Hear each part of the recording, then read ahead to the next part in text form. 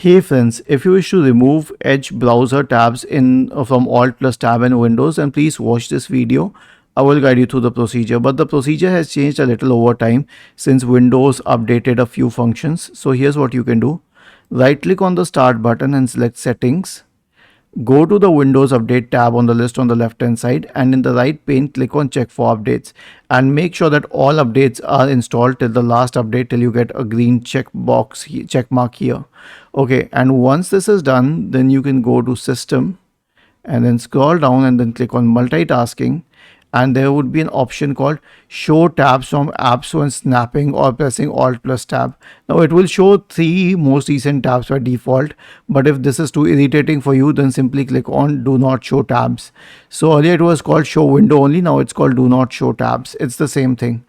And once this is done, your problem will be solved. Was this helpful?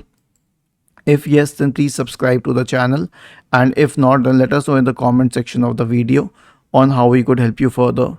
Thank you for watching this video and have a nice day.